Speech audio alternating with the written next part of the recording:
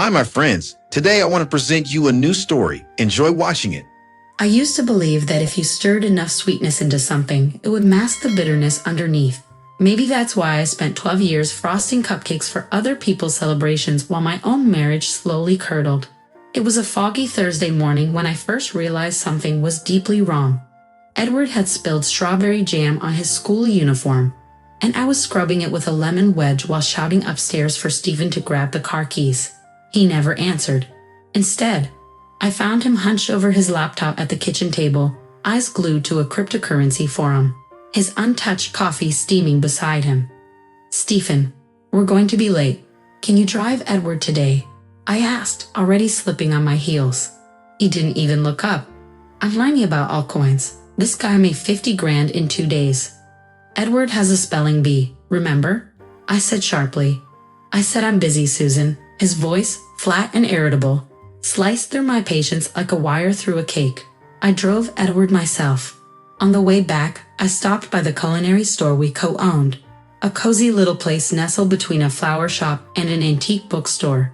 It smelled like cinnamon and comfort. The oven was still warm from an early bird batch of cherry scones. Tana, our part-time baker and my unofficial sanity anchor, gave me a look. Stephen didn't show again. I smiled without smiling. He's researching his next big idea, something about mining coins. She rolled her eyes. Maybe he could try mining for morals instead. By noon, I received a call from the bank, my bank. A large transfer had been made from our joint savings account. $12,000, Mark equipment investment. I hadn't approved it. When I got home, Stephen was asleep on the couch, a beer on the table, and an open pizza box on the floor. I shook him awake. "You took $12,000, I said, holding up my phone. He blinked at me like I'd interrupted a dream. "Relax, Susan. I needed seed money. I'll double it in a week." "With whose permission?" He scoffed. "We're married. It's our money." "No," I whispered, trying to keep my voice from cracking. "It was for Edward's tuition." "You knew that." He stood, suddenly animated. "You never support me. You'd rather bake muffins than believe in me." I stared at him stunned. The frosting on my apron had hardened, flaking like old paint. That night, Edward tiptoed into my room holding his stuffed turtle. "Is Dad mad at you?" "No, sweetheart," I lied, brushing his curls from his forehead. "He's just confused." I didn't sleep. I sat on the edge of the bed, staring at the hallway light.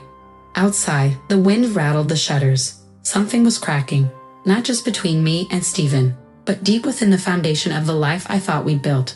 I just didn't know then that soon, the crack would become a fire. The fire started with a flicker, just a faint burning smell behind the pastry warmer, barely noticeable over the scent of blueberry turnovers. But by the time Tina screamed from the back kitchen, it was already too late. The flames roared through the ventilation ducts like they'd been waiting. I smashed the fire alarm with the flat of my hand as smoke curled around the ceiling lights. Customers stumbled out coughing. I dragged Edward outside, his face streaked with flour and tears. The firefighters came fast, but not faster than the collapse of everything I had built.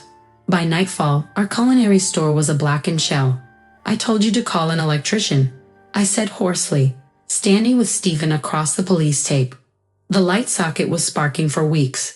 He lit a cigarette with shaking hands. "You told me a lot of things, Susan. We couldn't afford it." I turned to him. "And yet you had thousands for fake crypto coins and your fantasy forums." "It was faulty wiring," he snapped. "Not my fault."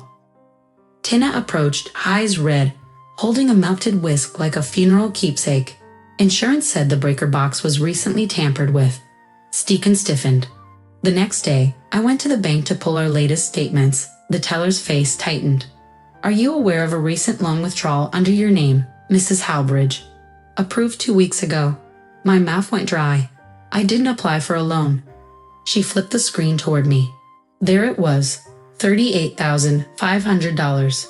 Purpose listed, urgent personal needs. I staggered back to the car and called him. "You forged my signature." "I needed that money, Susan," he barked. "You'd never have said yes." "No, because I would have fed our son with it." That night, his mother Kate came by. She brought over leftover casserole and unsolicited righteousness. "You're not being supportive," she said calmly, sipping tea on my couch like this wasn't the unraveling of my life. Stefan's under pressure. Men make reckless choices when they feel small. I stared at her, stunned. He burned down my business and stole my identity. Kate shrugged. You always did wear the pants. Maybe he just needed to feel like a man. I opened the front door wide. Then he can feel like one outside my house. Kate left in a huff, casserole untouched. That night, I sat beside Edward's bed as he slept and ran a finger along the edge of his toy toolbox. I had married a man I thought was a partner. But somewhere along the way, he'd stopped building, had started destroying. And the worst part, he didn't even seem sorry. It happened on a rainy Thursday, the kind of day that makes the world feel like it's melting. I came home to find Stefan grinning at the kitchen table, his phone in one hand, a beer in the other. I won, he said. I didn't look up from the grocery bags. Won what? Another fake poker app. He pushed the phone into my face. The state lottery. $9 million. $9 million. I froze. My heart skipped. You're joking. I'm not. Look at the ticket. I bought it at the gas station by the pawn shop. My eyes landed on the receipt beside the ticket.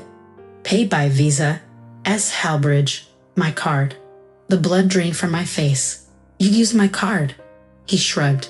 You'd have never let me buy it otherwise. I stared at him, something sharp unraveling inside me. So you stole from me, again, and now you're… What? Going to pay off a loan? Help rebuild the store? Stefan laughed. No, babe. This is my destiny. I'm leaving. Me and Mira. We're flying to Bali next week. Mira?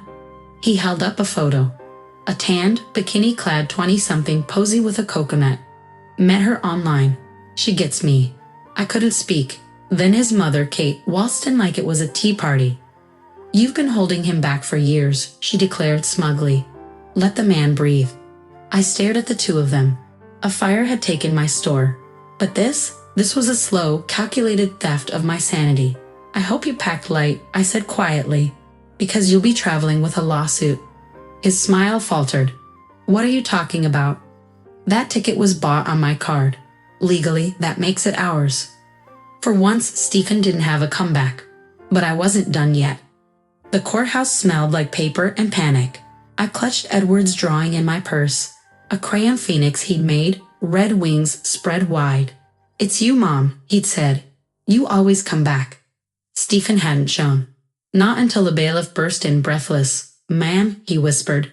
We've located him. He was at the airport with $500,000 in cash and a forged passport, bound for Bali. Stefan was brought into the courtroom under the escort of 2 police officers. His looked very gloomy with his head down. The courtroom hushed as the judge reviewed the footage, the receipts and the transfer logs, every damning detail traced back to my bank account. Given the theft, attempted flight, and use of the plaintiff's financial instrument, the judge declared, the winnings shall be split equally. Custody of Edward awarded to Susan Halbridge. Stefan exploded. She can't do this. It's my win, my destiny. I stood slowly, eyes steady. You gambled everything, me, Edward, our store. Destiny didn't abandon you, Stefan. You abandoned yourself. Outside, a wind swept the courthouse steps. Reporters swarmed, but I walked past them without a word. 2 weeks later, I stood inside our rebuilt culinary store. Copper fixtures, white subway tile, a scent of vanilla and something new, hope. I named it Phoenix Bird in honor of the crayon wings that carried me through courtrooms and betrayal. Kate came by that evening, her raincoat dripping, eyes soft with feigned humility. Just a few minutes with Edward, she pleaded. I didn't open the door. Not this time. She stood there, her knock unanswered, while laughter echoed behind me. Edward and I baking brownies together, at peace. The phoenix had risen. 6 months later, Phoenix Bird hummed with warmth and life. The grand reopening had drawn a crowd, old neighbors, curious foodies, and even a columnist from the local Artisan Review. I stood behind the counter, sleeves rolled, frosting a lemon thyme cake while Edward carefully arranged mint leaves like a seasoned chef. I think we should add a cinnamon swirl to the muffins, he said thoughtfully. I think we should put your name on the menu next, I smiled. Business flourished, but more than that. I flourished. The store was no longer a joint dream weighed down by Stefan's delusions. It was mine. Every brick, every recipe, every late-night batch of croissants whispered you survived. One morning, as I unlocked the door, a thin envelope slipped beneath it. No return address. Inside, a photo of Stephen, disheveled behind bars, scribbled in his handwriting. Maybe you were the strong one all along. I burned it in the kitchen sink. That evening, the mayor herself visited unannounced, ordering 2 pecan pies. I hear there's no better taste of rebirth in town, she said, eyebrows raised. Tell that to the ashes we rose from, I replied, handing her a warm slice. Edward watched from the kitchen doorway, his apron dusted in flour, a quiet pride lighting his eyes. I knew then, we weren't just baking. We were healing, rebuilding, thriving. And like any true phoenix, we learned the fire wasn't the end. It was the beginning. Friends, what do you think of this story? Write your opinion in the comments. Would you like more stories? Don't forget to subscribe and hit the bell button so you don't miss any videos. See you tomorrow.